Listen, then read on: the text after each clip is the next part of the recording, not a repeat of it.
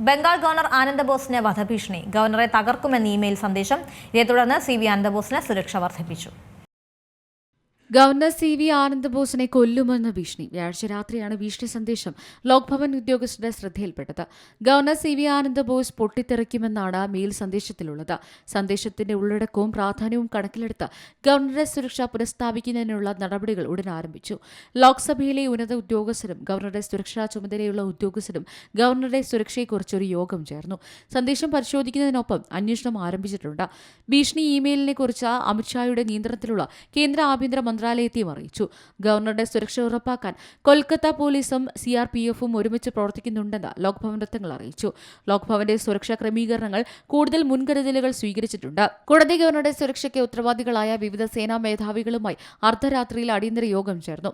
യോഗത്തിൽ സുരക്ഷാ ക്രമീകരണങ്ങളുടെ വിശദാംശങ്ങൾ അവലോകനം ചെയ്യുകയും സാധ്യമായ അപകട സാധ്യതകൾ നേരിടാനുള്ള തന്ത്രങ്ങൾ ചർച്ച ചെയ്യുകയും ചെയ്തു.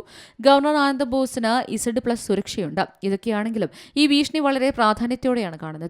ഇതാദ്യത്തെ സംഭവമല്ലെന്നും ഗവർണർക്കെതിരെ മുമ്പും വിവിധ ഭീഷണികൾ ഉണ്ടായിട്ടുണ്ടെന്നും ലോക്ഭവൻ വൃത്തങ്ങൾ അറിയിച്ചു. News desk Malayalam news. ഏറ്റവും പുതിയ വാർത്തകളും വിശേഷങ്ങളും വിരൽ തുമ്പിലറിയാൻ മലയാളം ന്യൂസ് എല്ലാ ഡിജിറ്റൽ പ്ലാറ്റ്ഫോമുകളിലും ലഭ്യം.